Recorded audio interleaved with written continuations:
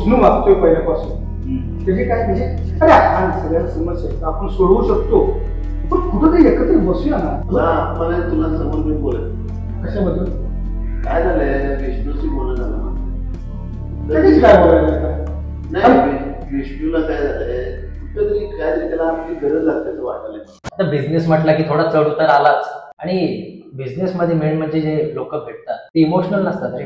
सगळे लोक आले बोलून घे ना एकदा सगळ्यांशी. त्यांची मन जाणून घेतो मी तुझं मन जाणून घेतो. तू एक काम कर तुझं मन जरा जास्त खोलात जाणून ठेवावं लागणार असं दिसतंय मला. तू एक काम कर तू संकेशी बोलून घे. एक माझं तू विष्णू त्याच्याविषयी काहीतरी बोललाय अरे मी मला विष्णू बोलतोय